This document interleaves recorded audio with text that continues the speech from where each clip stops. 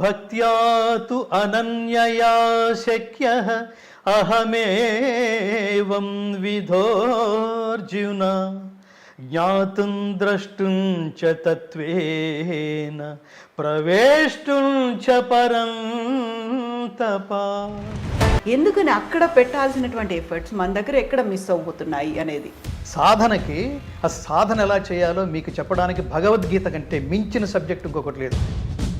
నువ్వు విమర్శిస్తున్నావు అంటే నీకు అసలు కనీస జ్ఞానం లేదని అర్థం. ఇందులో ఏది నీకు నచ్చలేదని విమర్శిస్తున్నావు?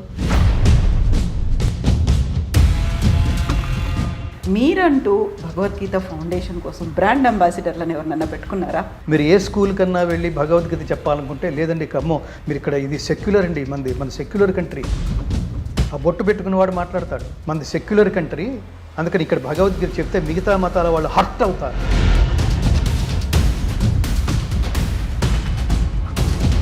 మీరు వయసులో ఉన్నప్పుడు పిల్లలతో మీరు ఏం స్పెండ్ చేశారు? వాడు అందుకని వాడు అలా ప్రవర్తిస్తున్నాడంటే వాడి జన్మ సంస్కారం కాదు. నీ విలువైన సమయాన్ని పిల్లల్ని జాగ్రత్తగా పెంచాలి. ఆఫ్టర్ ఆల్ మన ఇంటికి తీసుకొచ్చే కుక్కకే ట్రైనింగ్ ఇస్తున్నామే. కుక్కని పెంచుకోవడానికి పిల్లిని పెంచుకోవడం షేక్ హ్యాండ్ అంటే దానికి షేక్ అర్థమవుతుందనే ఏదో సౌండింగ్ నేర్పించావు. దీంతోపాటు కొంతమంది దరిద్రులు ఏది పడితే అది మాట్లాడడం, ఇంటర్వ్యూలు చేసేయటం, వీడియోలు చేసేయటం. దిగజారితే ఒక ఆపర్చునిటీ వస్తాయి అంటే స్త్రీ వాళ్ళు దిగజారడానికి కూడా అనేక రూపాయలు దిగజారడానికి కూడా వెనుకంజవైనంత ఇన్స్పిరేషన్స్ ఈ వీడియోల్లో కనిపిస్తున్నాయంటే ఆ పర్సంటేజ్ రోజు రోజుకి పెరుగుతోందంటే మళ్ళీ తిరిగి ఉపదేశాలు చెప్తారా? ఇష్టం వచ్చినట్టు ప్రవర్తించటం. ఈ ప్రవర్తన ఇంపాక్ట్ దేనికి డ్రెస్ వేశారు, ఎందుకు ఇలా మాట్లాడుతున్నారు అంటే వాళ్ళని ఆకర్షించడానికే అంటోంది ఒక అమ్మాయి. సమాజాన్ని మగవాళ్ళని ఆకర్షించడానికే ఈ డ్రెస్సు బాగుండేదా, ఎలా ఉన్నావు అంటే ఈ లుక్ సో అంటే ఇప్పుడు చాలా ఆనందించేస్తోంది.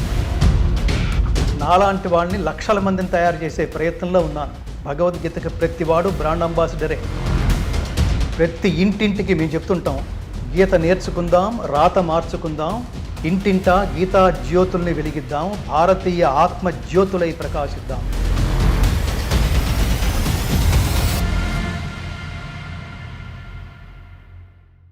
నమస్తే, నేను Kavitha. Welcome to I dream. భగవద్గీతను రోజు చదవడం వల్ల నాలో ఒత్తిడి అనేది తగ్గింది, ఒక పాజిటివ్ ఎనర్జీ పెరిగింది. దీంతో పాటుగా ఒలింపిక్స్లో రికార్డ్ క్రియేట్ చేసేలా చేసింది. ఈ మాటలన్నది ఒలింపిక్స్లో 2 మెడల్స్ సాధించినటువంటి మను భాకర్. నిజంగా భగవద్గీత ఎలా తోడ్పడుతుంది?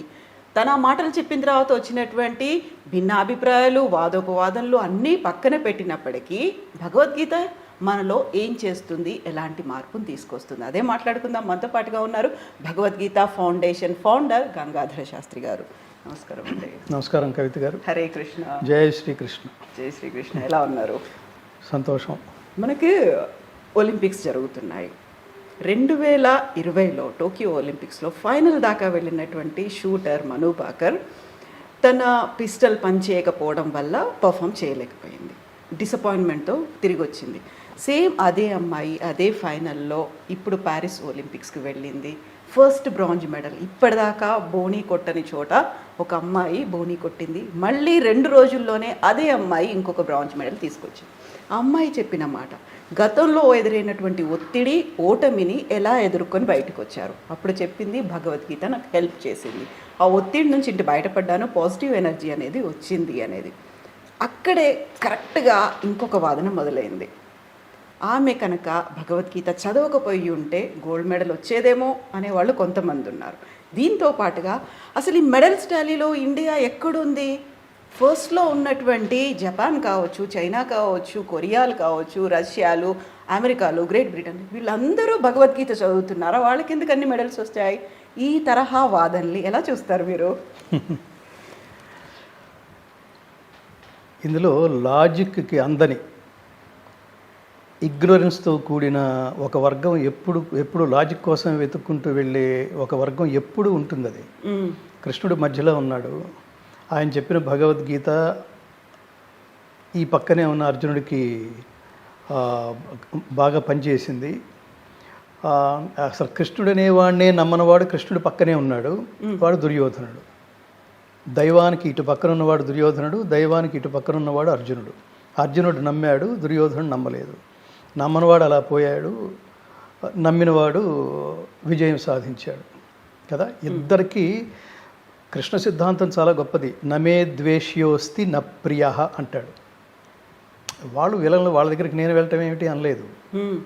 ఫైనల్గా కృష్ణ రాయబారం పేరుతో అక్కడ ద్రుపదుడి పురోహితుడిని మొదట రాయబారిగా పంపారు.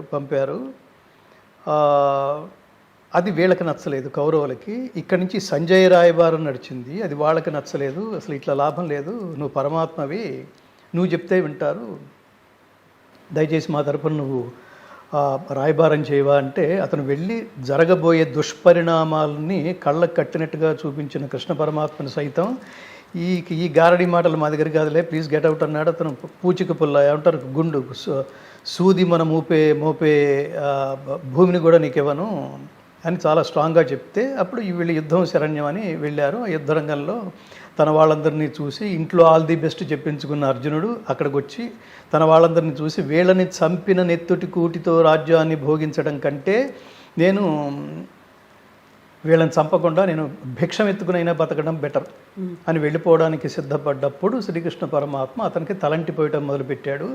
అది భగవద్గీత.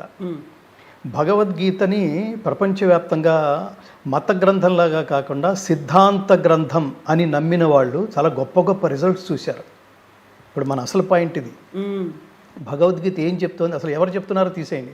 భగవద్గీత కృష్ణ పరమాత్మ చెప్తున్నాడు అనే భావన ఏం లేకుండా జస్ట్ ఆ పుస్తకం తీసి అసలు ఏం రాశాడు ఇందులో అని అలా అలా అలా అలా చదవటం ప్రారంభించిన Edwin Arnold, max Muller, open hammer, warn Hastings, Einstein, Aldous Huxley, David ఫ్రాలే, ఇవాల్టి వరకు అమెరికాలో న్యూజెర్సీలో శాటన్ హాల్ యూనివర్సిటీలో MBA చదివే స్టూడెంట్స్కి భగవద్గీత అనే సబ్జెక్టు మ్యాండేటరీ.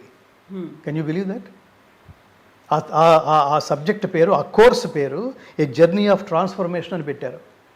భగవద్గీత సార్వజనీనమైంది కాకపోతే లేదా మత గ్రంథంలాగా ఒక వర్గానికే పరిమితం అయ్యి ఉంటే ఎందుకు డచ్ స్టూడెంట్స్కి 5వ తరగతి నుంచే భగవద్గీత ఏమిటి? జర్మనీ వాళ్ళు వీళ్ళని నెత్తి మీద పెట్టుకోవడం ఏమిటి?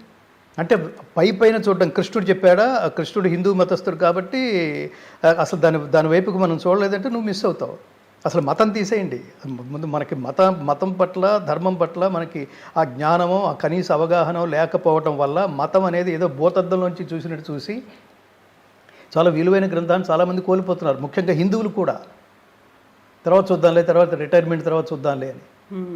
ఈ మను అనే ఆవిడ అంటే మధ్యలో ఇట్లా ఇంటర్వ్యూల రూపంలో ఇట్లా పెద్ద వాళ్ళు ఒక్కొక్కసారి కొటేషన్స్ ఇవ్వడం రూపంలో నేను అది భగవద్గీతను చదివాను అనే ఏమంటారు ఒక ఎక్స్పీరియన్స్తో మాట్లాడుతున్నప్పుడల్లా ఒకసారి అట్లా ప్రపంచానికి ఏమంటారు ఒక లైట్ హౌస్ లాగా కనిపిస్తుంటుంది. What is there in Bhagavad Gita?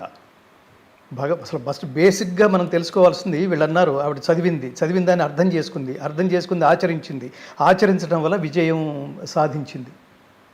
అది పరమాత్మ అనుగ్రహం అని కాదు. భగవద్గీతలో ఏమని చెప్తోంది?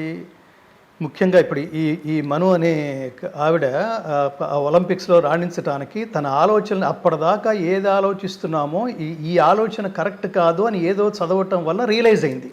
ఆ చదివింది భగవద్గీత. ఏం చెప్తోంది అందులో? ఆవిడ చదివిన శ్లోకంలో ఏం చెప్తోంది? అందులో అర్థం కదా మనకు కావాల్సింది. ఎవడు చెప్పాడు, వాడు ఏ డ్రెస్సు వేసుకున్నాడు, ఇది కాదు కదా. అది చెప్తోంది, కర్మణ్యేవాధికారస్తే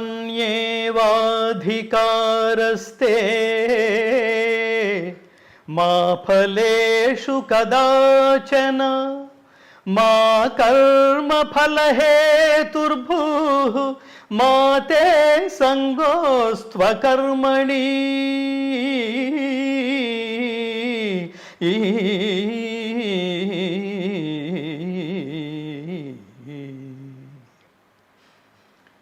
కర్మణ్యేవ, కర్మాచరణమునందే నీకు అధికారము కలదు. ఇక్కడ అధికారం అంటే పని చేయటం మీదే కాన్సన్ట్రేట్ చెయ్యి, రిజల్ట్ మీద కాదు. చాలా గొప్ప సైకలాజికల్ సబ్జెక్టు.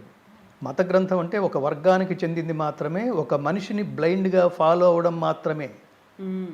ఇక్కడ మనిషిని బ్లైండ్గా ఫాలో అవ్వమంటలేదు. ఆయన చాలా జాగ్రత్తగా ఆలోచించి మాట్లాడతాడు, ఆలోచింపచేసేట్టు ఉపదేశం చేస్తాడు ఆయన కృష్ణ పరమాత్మ. నేను ఎప్పుడు చెప్తుంటాను, ఎవడైతే ఆచరించి మాట్లాడతాడో వాడి వాక్కుకు మాత్రమే అమేయమైన శక్తి ఉంటుంది. ఎవడైతే ఆచరించి మాట్లాడతాడో వాడి వాక్కుకు మాత్రమే యావత్ మానవాళిని జాగృతం చేసి నడిపించగలిగే శక్తి ఉంటుంది. అలాంటి వాడు కృష్ణ పరమాత్మ. Do your duty sincerely. ఏ పని చేసినా త్రికరణ శుద్ధిగా చెయ్యి. భగవద్గీత సారాంశం అంతా ఈ ఒక్క శ్లోకంలో ఉంది. అది ఖచ్చితంగా అమ్మాయి బుర్రకి బాగా ఎక్కి చాలామంది స్ట్రెస్కి, ఇందాక మానసిక ఒత్తిడి అన్నారు చూడండి, ఆ అమ్మాయి విషయంలో కూడా ఇట్లా ఆలోచించిందని. ఎందుకు ఒత్తిడి వస్తుంది అంటే రిజల్ట్ బేస్డ్తో పనిచేస్తున్నాం అనమాట. ఏది నీ చేతుల్లో లేని రిజల్ట్ గురించి ఆలోచించి ఏం చేద్దామని. నువ్వు చదివేశావు, రాత్రంతా చదివేశావు, సంవత్సరం అంతా చదివేశావు, అద్భుతంగా ఏ చదివినా నేను రాసేయగలను అనేట్టుగా త్రికరణ శుద్ధిగా చదువు. అంతే తప్ప నీకేది తోచిందో అది ఇంపార్టెంట్ అనుకుని అదే దాని మీదే నువ్వు డిపెండ్ అయితే అది నువ్వు ఎగ్జామ్స్కి వెళితే అది రాకపోతే అప్సెట్ అయిపోయి ట్యాంక్ బండంక చూస్తే అది అది అది కాదు కదా. త్రికరణ శుద్ధిగా చెయ్యి. ఏ పనైనా చెయ్యి. ప్రపంచంలో ప్రతి మానవుణ్ణి ఉద్దేశించి చెప్పిన ఇది దేశ కాల జాత్యాదులకు అతీతంగా వయో వర్గ లింగ విభేదాలకు తావు లేకుండా చెప్పిన సిద్ధాంత గ్రంథం లాంటి ఏమంటారు జ్ఞానబోధ. అంటే నీ గురించి నువ్వు తెలుసుకో. అసలు ఆలోచించాల్సిన విధానం ఇది. ప్రయత్నం ఇలా ఉండాలి, పని చేయటం ఇలా ఉండాలి, అది చెప్తాడు పరమాత్మ. అందుకని అది పర్సనాలిటీ డెవలప్మెంట్ బుక్ ఎందుకు అయింది, ఎందుకు ఇతర దేశస్తులు కూడా దీన్ని ఫాలో అయ్యారు, ఎందుకని శ్రీకృష్ణ పరమాత్మని మేనేజ్మెంట్ గురువు అన్నారు, ఎందుకని పర్సనాలిటీ డెవలప్మెంట్ అన్నారు, ఇంకో చోటకు వెళ్తే ఏంటి ఎందుకని బిజినెస్ మేనేజ్మెంట్లో కూడా దీన్ని ఉపయోగిస్తున్నారు అంటే అల్టిమేట్గా ఇదేంటంటే కర్మ సిద్ధాంతానికి సంబంధించింది. కర్మ అంటే పని అని అర్థం. పని ఎలా చేయాలో చెప్తోంది భగవద్గీత. ప్రపంచంలో ఇంకా ఏ గ్రంథము ఇలా ఈ స్థాయిలో చెప్పడం అనేది జరగలేదు. మిగతావన్నీ ఒక వ్యక్తి ఆరాధనతో ప్రారంభమై అతను ఏమనుకుంటే అది మాట్లాడేయటం, అతను అన్నాడు కాబట్టి మనం ఫాలో అయిపోవటం అలా ఉండదు. ఇక్కడ చాలా లాజికల్గా ఉంటుంది. కృష్ణుడు చెప్పాడు కాబట్టి ఫాలో అవ్వాల్సిన రూల్ ఏం లేదు. ఏం చెప్పాడో ఆలోచించు, నువ్వు చచ్చినట్టు ఫాలో అవుతావు అంతే, బ్లైండ్గా ఫాలో అయిపోతావు అంతే. సో ఏ పని చేసినా త్రికరణ శుద్ధిగా చెయ్యి. నీ చేతుల్లో లేని ఫలితాన్ని, పరమాత్మ చేతుల్లో ఉన్న ఫలితాన్ని దాని గురించి ఆలోచించకుండా పని మీదే కాన్సన్ట్రేట్ చేయి. ఎప్పుడైతే ఫలితం మీద పని చేస్తున్నంతసేపు ఫలితం మీద కాన్సన్ట్రేట్ చేశావో పని నుంచి డైవర్ట్ అవుతావు. డైవర్ట్ అయినట్లు లెక్క. ఎప్పుడైతే పని నుంచి డైవర్ట్ అవుతావో 100% result you cannot get back. ఇంతే కదా. నేను పాట పాడుతున్నాను, మీరు ఇంటర్వ్యూ చేస్తున్నారు. ఇది ఫ్యూచర్లో ఇప్పుడు రేపు ఎడిట్ చేసిన తర్వాత ఈ ఛానల్లో వేస్తే ఎంతమంది చూస్తారో. నేను యాక్చువల్గా వారం రోజుల్లో 1,00,000 మంది చూడాలని అనుకుంటున్నాను. అలా అనుకుంటాం. మీరు సిన్సియర్గా పని మీదే ఉండండి. డెఫినెట్గా ఆ పనిలో యోగ కర్మసు కౌశలం. ఆ పనిలో మీరు క్రియేటివ్గా ఉండండి. జస్ట్ లైక్ దట్ 100 మంది ఎలా అయితే చేస్తారో ఆ 100 మంది లాగానే మీరు చేస్తే మీరెందుకు? సంథింగ్ డిఫరెంట్గా ఆలోచించాలి, డిఫరెంట్గా ఉండాలి. అది మీరు ఎప్పుడైతే పని మీద త్రికరణ శుద్ధిగా కాన్సన్ట్రేట్ చేసి ఇది తప్ప పని ఎలా చేయాలో చెప్తున్నాడు. ఇది తప్ప నాకు నీవే తప్ప ఇతఃపరం బెరుగ మన్నింపదగున్ దీను నిన్ కావవే వరద సంరక్షించు భద్రాత్మక. పరమాత్మ కూడా ఎప్పుడు అనుగ్రహిస్తాడంటే నేను చేసేది నేను చేస్తూ ఉంటా, నేను ఎప్పుడో చివరిలో చూస్తాను అని అనుకుంటూ మనం చేసేది మనం చేస్తూ త్రికరణ శుద్ధిగా లేకుండా పని పాడైపోయిన తర్వాత అప్పుడు దేవుడు గుర్తొచ్చి, కష్టాల్లో ఉన్నాం అప్పుడు దేవుడు గుర్తొచ్చి, వృద్ధాప్యంలో ఉన్నాం మన చేతిలో ఏది లేకుండా అయిపోయింది, కూర్చుంటే లేవలేము, లేస్తే కూర్చోలేము, అప్పుడు దేవుడిని స్మరించి కాదు. Start the day with God, end the day with God, fill the day with God. This is the way to God. దేవుడి గురించి ఆలోచించడం అంటే అర్థం ఏంటంటే దైవం మన నుంచి ఏమి కోరుకుంటున్నాడో, ఏమి నువ్వు ఆచరించడం ద్వారా తిరిగి మోక్షం పేరుతో పరిపూర్ణమైన సంపూర్ణమైన ఆశీస్సులు పొందగలవో ఆ సబ్జెక్ట్ నీకు ఇచ్చాడు. దాని పేరు భగవద్గీత. అది కర్మ సిద్ధాంత గ్రంథం. అది పని గురించే మాట్లాడుతుంది, పని ఎలా చేయాలో మాట్లాడుతుంది. అది చెప్తున్నాడు ఈ ఒక్క శ్లోకంలో. త్రికరణ శుద్ధిగా పని చెయ్యి, ఫలితం దైవానికి అర్పించు. ఫలితం నువ్వు పనిని క్రియేటివ్గా అంటే సృజనాత్మకంగా చెయ్యి, దైవార్పణ బుద్ధితో చెయ్యి, స్వార్థం మాని చెయ్యి, లోకహితం కోసం చెయ్యి, పనే నువ్వు అయిపోయేట్టు చెయ్యి. ఆ పనితోనే పిలవాలి. యాంకర్ అనగానే కవిత గారు కనపడాలి, ఇంటర్వ్యూవర్ అనగానే వన్ ఆఫ్ ది కాదు, చాలామంది ఉన్నారు, ఆవిడ పేరు ఏదో ఉంది అన్నామంటే మనం వర్క్ సరిగ్గా చేయట్లేదు అన్నట్టు లెక్క. అడిగే ప్రశ్నలు కానీ మీరు ఎంచుకునే మనుషులు కానీ వాళ్ళ ద్వారా సమాజానికి ఏదో చెప్పించాలి. సమాజం చాలా దురదృష్టకరమైన స్థితిలో ఉంది. ప్రతివాడి చేతిలో ఫోన్లు ఉన్నాయి. ఇది ప్రథమ శత్రువుగా తయారైంది. యూజ్ చేస్తున్నారా, మిస్యూజ్ చేస్తున్నారా, ఓవర్ యూజ్ చేస్తున్నారా? ఒక చెత్త విధానం మీరు ఇంటర్వ్యూ చేశారనుకోండి, అలా ఉన్నారు మనకి. ఇందులో కనిపిస్తున్న వాళ్ళు చాలామంది ఉన్నారు. ఉన్నారనుకోండి, వాడి ద్వారా సమాజానికి మీకు ఏం అందించాలనే లక్ష్యం లేకుండా వీడు ఏది పడితే అది మాట్లాడతాడు, ఏ బూతులు పడితే అది బూతులు మాట్లాడతాడు. ఆవిడ్ని ఇంకొక ఆవిడ ఉంది, ఆవిడ్ని ఇంటర్వ్యూ చేస్తే ఎలాంటి బూతులైనా మాట్లాడేస్తుంది, స్త్రీ ఎంత దిగజారుతుందో కూడా ఈవిడ నుంచి తెలుసుకోవచ్చు అని తెలిసినా కూడా మీరు ఆవిడ్ని ఇంటర్వ్యూ చేయడానికి, సదరు వ్యక్తిని మీరు ఇంటర్వ్యూ చేయడానికి వెళ్తున్నారనుకోండి, సమాజానికి ఏమి చెప్పించాలని వెళ్తున్నారు కదా. అలా చూసే సమాజంలో మీ పిల్లలు కూడా ఉన్నారు కదా, ఏమవుతారు వాళ్ళు? చాలా కుటుంబాలు ఇలాగే సఫర్ అవుతున్నాయి. కాబట్టి మన కర్మని అలా అలా అలా అలా చేయమని చెప్తుంది. ఈ అమ్మాయి మానసిక ఒత్తిడి, మను అనే అమ్మాయి, ఒలింపిక్స్లో ఉన్న అమ్మాయి అంత క్రితం రిజల్ట్ బేస్డ్తో ఆలోచించేది. ఆ అమ్మాయి ఇంటర్వ్యూ చూస్తే అర్థమవుతుంది. అసలు మన దగ్గర ఎక్కడుంది? చాలా సింపుల్గా బిహేవ్ చేయాలి అంతే. ఇప్పుడు మీరు ఫీల్డ్లోకి వెళ్ళిన తర్వాత ఎలా ఉంటుంది? చాలా ఉంటాయి చుట్టూతో డిస్టర్బ్ చేసే జనాలు, చప్పట్లు కొట్టే జనాలు, ఇవన్నీ రకరకాల డిస్టర్బెన్స్లు. చాలా మనకు తెలియకుండా ఒక టెన్స్ క్రియేట్ అవుతుంది. చివరికి వేదిక మీద పాడేవాడికి కూడా ఎదుర్కొంటూ అన్ని లక్షల మందిని ఒకసారి చూడగానే ఎస్పి బాలసుబ్రహ్మణ్యం లాంటి మహాగాయకుడు మేమందరం ఒక వేదిక మీద పాడుతుంటే ఆయన ఒకసారి అన్నాడు మాట, గంగాధర్ గారు ఒకసారి ఈ చెయ్యి పట్టుకోండి అన్నారు ఒక వేదిక మీద. అంటే అప్పుడు చూసి ఏంటి ఇట్లా ఏంటి ఏదో ఒక వైబ్రేషన్ కనిపిస్తోంది అంటే, నాకు ఇంత అవసరమా, చెయ్యి వణుకుతోంది అన్నాడు ఆయన. అదేంటంటే అంటే మొట్టమొదటి పాట వేదిక మీద, ఎక్కడ ఏ వేదిక మీద పాడుతున్నా ఆడియన్స్ రిసెప్షన్ ఎలా ఉంటుందో, ఈ మైక్కి మనం అలవాటు పడడానికి, ఫీడ్బ్యాక్కి మనం అలవాటు పడడానికి, స్టేజీ మానిటర్స్కి మనం అలవాటు పడడానికి, మన ఎదుర్కొండా ఉన్న ఆడియన్స్ రెస్పాన్స్కి మనం అలవాటు పడడానికి, ఆ కాంపౌండ్ మొత్తాన్ని మనం కొన్ని పాటలతో మనం ఒక గ్రిప్లో తీసుకునేంత వరకు గాయకుడికి ఆ టెన్షన్ వర్కౌట్ అవుతుంది. 2-3 పాటల తర్వాత అందరూ మన గ్రిప్లోకి వచ్చేసారా అనుకున్న తర్వాత ఆడుకుంటారు, ఒక్కొక్కళ్ళు ట్యూన్ అయిపోయాం ఆడుకుంటారు.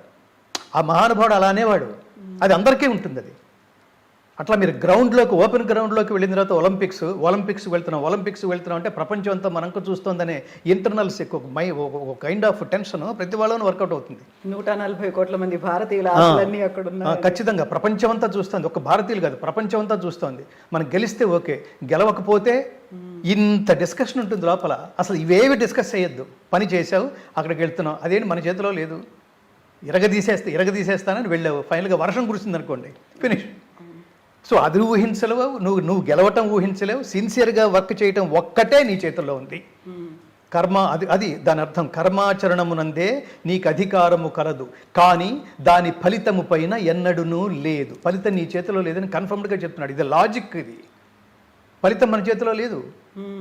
చాలా గొప్పగా పాడేవాళ్ళు, చాలా గొప్పగా రిజల్ట్స్ వచ్చిన వాడు చాలా గొప్పవాడని కాదు, రిజల్ట్ రాకపోతే అసలు వాడి దగ్గర ఏమీ లేదని కూడా కాదు. అది కొన్నిసార్లు మనకు చాలా విచిత్రం అనిపిస్తుంది. కొన్ని సినిమాలు ఎందుకు హిట్ అవుతాయో తెలియదు. ఏముందిరా ఇందులో, ఎందుకు చూస్తున్నారు ఇట్లా జనాలు అని అనిపిస్తుంది మనకి. కొన్ని ఇంత మహాద్భుతమైన సినిమా ఇంత ఫ్లాప్ అయింది ఏమిట్రా అనిపిస్తుంది. ఏది నీ చేతిలో లేదు.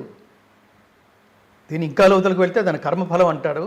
మీరు ఎంత ప్రయత్నించినా టైం బాగుండకపోవడం ఇవన్నీ చాలా మాట్లాడతాం మనం. టైం బాగుందంటే అర్థం ఏమిటంటే, మీరు ఇంట్లో టీవీ చూస్తూ లేకపోతే న్యూస్ పేపర్ చదువుకుంటున్న టైంలో లేజర్గా కాళ్ళు ఊపుకుంటూ ఎవడో నీ మీద ప్లాన్ చేస్తుంటాడు ఏదో చెయ్యాలని. ఇది టైం బాగుంటాం. టైం బాగుండకపోవటం టైం బ్యాడ్ అంటే అర్థం ఏమిటంటే, ఎవడు చేయడు, మన పని మనమే, మన ప్రయత్నం మనమే చేసుకుంటూ, మన జీవితం మనమే ప్లాన్ చేసుకుంటూ చచ్చేంత వరకు వాడికి వాడే ప్రోగ్రామ్స్ ప్లాన్ చేసుకుంటూ ఉంటాడు. అదొక కైండ్ ఆఫ్ ప్రయాణం. సో ఇక్కడ కర్మాచరణమునందే నీకు అధికారము కలదు, కానీ దాని ఫలితము పైన ఎన్నడూనూ లేదు. కర్మ ఫలమునకు నీవు కారణము కారాదు. చాలా మోస్ట్ ఇంపార్టెంట్ లైన్ అది. ఫలితం ఏదైతే వచ్చిందో అది నీది కాదు. ఎన్నో కలిసినాయి ఇక్కడ. ఏంటో ఆ రోజు మనం అంటాం చూడండి, ఇవాళ రేపు ఎరగదీసేస్తానన్నావు, ఇంట్లోంచి బయలుదేరి కారులో కూర్చోగానే ఇంట్లో మూడ్ బాగుండలేదు చూడండి. ఆ రోజు చాలా చేద్దాం అనుకుంటాం మనం, కానీ మూడ్ బాగుండలేదు. ఆ మూడ్ అంటే ఏమిటో తెలియదు. ఎందుకు బాగుండలేదురా అని అడుగుతాడు, ఏమిటో తెలియట్లేదు నాకు అంటాం మనం. ఒకరోజు నిన్న నువ్వే, ఇవాళ నువ్వే, రేపు నువ్వే. అదే నువ్వు ఒకరోజు మూడ్ బాగుంటుంది, ఒకరోజు బాగుంటలేదు, ఒకరోజు చాలా ఇన్స్పైరింగ్గా ఉంటున్నావు, ఒకరోజు డల్గా ఉంటున్నావు. సో ఏది నీ చేతుల్లో లేనప్పుడు, ఏది నీ ప్రమేయం లేనప్పుడు పని సిన్సియర్గా చెయ్యి, అంతే, ఫినిష్. రిజల్ట్ దేవుడికి వదిలేసాయి. దానివల్ల వచ్చే పుణ్యం, దానివల్ల వచ్చే పాపం, దానివల్ల వచ్చే సక్సెస్, దానివల్ల వచ్చే ఫెయిల్యూరు, అప్పుడు ఏది నీది కాదు. దాని కంటిన్యూటీ చెప్తున్నాడు. సుఖదుఃఖే సమే కృత్వా లాభాలాభౌ జయాజయౌ తతో యుద్ధాయ యుజ్యస్వ నైవం పాపమవాప్స్యసి. సుఖము, దుఃఖము, లాభము, అలాభము, ఇలాంటివన్నీ, జయం, అపజయం, ఇలాంటివన్నీ సమంగా తీసుకో. ఏది నీది కాదు, కర్తవ్యం ఒక్కటే నీది. వచ్చిందా, రిజల్ట్ బాగా వచ్చిందా, ఎంజాయ్. లేదా ఓహో అంటే మనం ఇంకా నెక్స్ట్ లెవెల్ ఏదో కృషి చేయాలన్నమాట, అంత ఈజీగా తీసుకోగలం. మీకు మీరు మీరు మీరు తపస్సు చేశారు, దేవుడు ప్రత్యక్షం కాలేదు అనుకోండి, మీరు బయటకు వచ్చేసి దేవుడు లేడరా, చాలా ఎప్పుడైనా 20 years నుంచి చేస్తున్నాను, వాడికి ఏదో క్యాస్ట్ ఫీలింగ్ ఉన్నట్టుంది, అసలు ఉన్నాడో లేదో కూడా డౌట్ నాకు అని అట్లా పిచ్చి స్టేట్మెంట్ ఇచ్చేయకూడదు. చూపిస్తున్నారు అట్లాంటి మాట్లాడేసేయకూడదు. మీరు తపస్సు చేస్తే దేవుడు ప్రత్యక్షం కాలేదు అంటే దాని అర్థం దేవుడు లేడని కాదు, దేవుడు ప్రత్యక్షం అయ్యేంత ఇంటెన్సిటీతో నువ్వు తపస్సు చేయలేదని అర్థం. అయితే ఇక్కడే ఇంకొక వాదన కూడా వినిపిస్తుంది. ఒక అమ్మాయి సాధించిన విజయాన్ని దేశమంతా సెలబ్రేట్ చేసుకుంది, మిగతా దేశాలు అన్ని విజయాలు సాధిస్తున్నప్పుడు అక్కడ అందరూ భగవద్గీత చదివారా, ఎందుకని అక్కడ పెట్టాల్సినటువంటి ఎఫర్ట్స్ మన దగ్గర ఎక్కడ మిస్ అవుతున్నాయి అనేది, ఆ ఫలితాలు రావాలంటే ఏం చేయాలి? ఇప్పటికే మనం మెడల్స్ టాలీలో చూసుకుంటే ఏ ప్లేస్లో ఉన్నాము, మిగతా అన్ని దేశాలు మన పైన ఎలా ఉన్నాయి, వాళ్ళు చేసినటువంటి సాధన ఎలా ఉంది, ఆ సాధనను మనం పట్టించుకోవట్లేదా, మనం చేస్తున్నది దేని మీద ఫోకస్ పెడుతున్నాము? ఇదే మీరు అన్నది కరెక్ట్ కవిత గారు. మీరన్న ఈ 5-6 మాటల్లో చాలా గొప్పది సాధన, లక్ష్యం, కృషి, పట్టుదల. దాన్ని చేరుకోవడానికి మీరు చేసే ఈ సాధనకి అల్టిమేట్ లెవెల్ ఏంటంటే తపస్సు. నువ్వే అదైపోవాలి. మీకు ఛాందోగ్యోపనిషత్తు చాలా గొప్ప మాట చెప్తుంది, తత్వమసి, తత్ త్వం అసి. దీన్ని 2 కోణాల నుంచి చూడాలి. ఒకటి లౌకిక దృష్టితో, రెండవది పారమార్థిక దృష్టితో. పారమార్థిక దృష్టితో చూస్తే తత్వమసి అంటే తత్ అంటే అది, త్వం నీవు, అసి అయి ఉన్నావు, నువ్వే అది. అల్టిమేట్గా నువ్వే అది అంటే నువ్వే పరమాత్మ అని అర్థం ఆధ్యాత్మికంగా. లౌకికమైన కోణంలో చూస్తే నువ్వే అది అంటే ఏ పని అయితే నువ్వు స్వీకరించావో ఈ పని కోసమే పుట్టానని నువ్వు భావించడంతో పాటు, అంటే దాని తపస్సు అలా ఉండాలి, దాని మీద ప్రయత్నం అలా ఉండాలి, దాని మీద సాధన అలా ఉండాలి. నువ్వు ఎక్కడున్నా నీ బుర్రంతా త్రికరణ శుద్ధిగా దాంతోనే కనెక్ట్ అయిపోయి ఉంటావు. నేను భగవద్గీతలోకి వచ్చిన తర్వాత వచ్చిన కొంతకాలానికి నేనే భగవద్గీత అని నేను భావించడానికి చాలా సాధన అవసరమైంది. Over a period of time మీరు సాధన చేస్తూ చేస్తూ చేస్తూ చేస్తూ ఉన్నప్పుడు మీరు దీన్ని ఏమంటాం, కందిరీగా ఒక దాని చుట్టూతో తిరుగుతూ భ్రమరకీటక న్యాయం, దాని చుట్టూతో ఝుంకార ధ్వని చేస్తూ ఝం ఝం ఝం ఝం ఝం అని తిరుగుతూ తిరుగుతూ తిరుగుతూ తిరుగుతూ ఉన్నప్పుడు ఇది విని విని విని తానే అది అయిపోయినట్టుగా ప్రవర్తిస్తుంది. దేని చుట్టూతో అయితే తిరుగుతుందో ఆ కీటకం లేదా ఆ ప్రాణి తనే తుమ్మిదలాగా అయిపోయినట్టుగా ప్రవర్తించి దానికి ఆహారం అయిపోతుంది. అట్లా మీరు సబ్జెక్ట్ నేను ఈ వేదిక నుంచి నేను ప్రపంచానికి చెప్తున్నా, నువ్వు గాయకుడివా, ప్రపంచమంతా నిన్ను ఫాలో అయిపోయేంత సాధన చేయాలి. ఏమిటి దానికి ఉదాహరణ? ఘంటసాల గారు. ఏమిటి దానికి ఉదాహరణ? ఎస్పి బాలసుబ్రహ్మణ్యం గారు. ఏమిటి ఇంకొక ఉదాహరణ? సుశీల్ గారు, జానక్ గారు, చిత్ర గారు. దాని నుంచి బయటికి రాకూడదు. ఈ స్టేజ్ మీద పిచ్చి పిచ్చి వేషాలు వేస్తూ పాడుతుంటారు చూడండి. సగం 25% పాట, 25% జనాల్లోకి దిగి వాళ్ళ చేత భజన చేయించటం. అందరూ కలిసి పాడేటైతే వాళ్ళకి కిందెందుకు కూర్చుంటారు? నువ్వు పాడడం, సిన్సియర్గా పాడడం, సిన్సియర్గా వినడం అనేది పోయింది చూడండి. కొన్ని సందర్భాల్లో, అంటే నేను అందరినీ అంటలేదు, కొంతమంది గాయకులను చూస్తున్నప్పుడు నేను అక్కడి నుంచి వచ్చిన వాడిని, ఒక తపస్సులాగా పాడరా, జనాలు ఇన్వాల్వ్ అయిపోతారు, నీలో కలిసిపోతారు. అది పాట అంటే. ఇక్కడ ఏంటంటే ఎవరినో ఆకర్షించడానికి మీరు చూడండి, అది ఆ పదం ఉపయోగించడానికి కూడా నాకు ఇష్టం ఉండదు. ఒక విటుల్ని ఆకర్షించడానికి కొంతమంది ప్రయత్నాలు చేస్తారు చూడండి, అలా చేయరాదు. ఎందుకంటే ఇది గాంధర్వ విద్య, దైవ విద్య. ఇది దాన్ని వేదికల మీద చిందులేస్తూ అంగాంగ ప్రదర్శనలతో పిచ్చి పిచ్చి డ్రెస్సులు వేసుకుని ఆకర్షించడం. దేంతో ఆకర్షించాలి? దేనికోసం పుట్టావు నువ్వు ఫిజిక్తో ఆకర్షించకు, డ్రెస్సులతో ఆకర్షించకు. లోపల ఏ లక్ష్యంతో వేదిక మీదకి వస్తున్నావో దాంతో ఆకర్షించు, దాంతో లయం చేయి. సంగీత జ్ఞానము భక్తి వినా సన్మార్గము కలదే త్యాగరాజస్వామి అంటారు. బాలసుబ్రహ్మణ్యం గారు ఏమి డ్యాన్సులు చేసి పాడలేదే? ఇవాళ పాట పెర్ఫార్మెన్స్ అయిపోయింది ఏమిటి? నేనేమంటానంటే, ఒక్క కర్మణ్యేవాధికారస్తే తీసుకుంటే ఆ కర్మ ఎన్ని రూపాల్లో మనం చేస్తున్నామో అన్నిటినీ ఇదే సాధన అనే లక్ష్యంతో చేయాలి. కవిత గారు, లైఫ్ టైంపాస్ కాదు. టైంపాస్ కోసం రాలేదు మన ఈ లోకానికి, టైం స్పెండ్ చేయడం కోసం వచ్చాం. మీరు మిగతా ప్రపంచం గురించి అన్నారు, వాళ్ళకి ఈ సబ్జెక్ట్ తెలియకపోవటం వల్ల. సాధనకి ఆ సాధన ఎలా చేయాలో మీకు చెప్పడానికి భగవద్గీత కంటే మించిన సబ్జెక్ట్ ఇంకొకటి లేదు. ఇంకా మీరు మీరు ఆ పార్శ్వం అన్నారు చూడండి, ఏంటి ఇది భగవద్గీత చదవకపోతే రాదా, ఆవిడ చదివిందనేదే నందువల్లే వచ్చిందా, అన్నెసరీ లాజిక్స్. ఆవిడ చెప్తోంది, ఆవిడ ఎక్స్పీరియన్స్ చెప్తోంది, నువ్వు చదవకపోయినా కూడా వస్తుంది. అల్టిమేట్గా దీని సారాంశం ఏమిటంటే, నేను కిందాక చెప్పిన శ్లోకం సారాంశం, ఏ పనైనా సిన్సియర్గా చెయ్యి, హోల్ హార్టెడ్గా చెయ్యి, రిజల్ట్ అద్భుతంగా ఉంటుంది. ఇది చాలదా? ఇదే భగవద్గీత చెప్తోంది. అంతకుముందు ఆవిడ ఇది చదవలేదు, ఇప్పుడు అది నేను చదివాను. ఒకప్పుడు చదివినా కూడా ఇంతమంది చదవలేదంటాను కూడా లేదు, అప్పుడు ఏదో చదివింది, ఆవిడ అర్థం చేసుకునే ప్రయత్నంలో ఉండుండకపోవచ్చు, చదివింది బుర్రకెక్కకపోవచ్చు, దీని అర్థం ఏమిటని ఇంకొకరిని అడగకపోవచ్చు, ఇలా ఎక్స్ప్లెయిన్ చేసేవాడు దొరక్కపోవచ్చు, దొరికిన ఆ సమయానికి ఆవిడ బుర్రకెక్కకపోవచ్చు. ఇప్పుడు ఏదో తీరుబడిగా కూర్చుంది. కృష్ణుడు ఎక్కడ చెప్పాడు అర్జునుడికి? యుద్ధ భూమిలో చెప్పాడు. రోజు విడిగా బావని కలుసుకుంటూ సరదాగా జోకులు వేసుకుంటూ మాట్లాడగలేదు, చెప్పలేదు కదా అప్పుడు. అందుకే పెద్దానికి ఏదో సమయం వస్తుంది. ఇప్పుడు ఆ అమ్మాయికి తగిన సమయంలో ఆ అమ్మాయి ఏదో ఆ పుస్తకం ఓపెన్ చేసింది. దీన్ని ఓపెన్ చేయమని కృష్ణుడేమీ మాలాంటి వాళ్ళందరినీ రిక్వెస్ట్ చేయలేదే, మేము కనెక్ట్ అయ్యాము, ప్రచారం చేస్తున్నాం. ఇందులో ఇది నేరం ఏం లేదు, దోషం ఏం లేదు, దీన్ని విమర్శించాల్సిన పని ఏం లేదు. నువ్వు విమర్శిస్తున్నావు అంటే నీకు అసలు కనీస జ్ఞానం లేదని అర్థం. ఇందులో ఏది నీకు నచ్చలేదని విమర్శిస్తున్నావు? దేన్ని విమర్శిస్తున్నావు? ఇది మత గ్రంథం కాదు, సార్వజనీన గ్రంథం. నేను కార్యక్రమానికి అబ్దుల్ కలాం గారిని ఆహ్వానిస్తే నా చేత ప్రత్యేకంగా కూర్చోబెట్టుకుని, మీరు ఇక్కడ కూడా చూడొచ్చు, అంటే ఆ పర్టికులర్ ఎపిసోడ్ లేదు కానీ తర్వాత విడిగా నేను వేదిక మీద పాడినప్పుడు ఆయన దాని మీద స్పందన ఏమిటో చెప్పింది మీకు ఇంటర్నెట్లో తెలుస్తుంది, ఓకే, యూట్యూబ్లో వినండి. ఆయన విడిగా చెప్పిన మాట, మీకు అసలు జీవితంలో ఎంత ఒత్తిడి ఉన్నా, ఎంత స్ట్రెస్ ఉన్నా, మీకు ఎన్ని సందేహాలు కలిగినా భగవద్గీత తీర్చేస్తుంది. నన్ను ఇన్స్పైర్ చేసిన మొట్టమొదటి సార్వజనీన గ్రంథం భగవద్గీత అన్నాడు ఆయన. సార్వజనీనత, ఇది అండర్లైనింగ్ పాయింట్. అది లేకపోతే మీరు అది ఒక మత గ్రంథం అనేదే నిజంగా చాలా బలంగా ప్రపంచంలో ప్రచారంలో ఉండుంటే, అబ్దుల్ కలాం గారు ఆ మాట అంటే మిగతా ప్రపంచ దేశాల్లో ఉన్న ముస్లిమ్స్ ఊరుకుంటారా? ఎంత ఒత్తిడి ఉంటుంది ఇలాంటి వాళ్ళ మీద. భగవద్గీత అంటే మన దీన్ని మతంలో పుట్టి భగవద్గీత గురించి మాట్లాడేమేమిటి అని వాలేరు జనాలందరూ. నేను అందుకని ఉదాహరణలు చెప్తుంటాను మీకు. ఒక మతం అన్య దేవతల్ని ఆరాధించే వాళ్ళని రాళ్లతో కొట్టి చంపండి అని చెప్తోంది.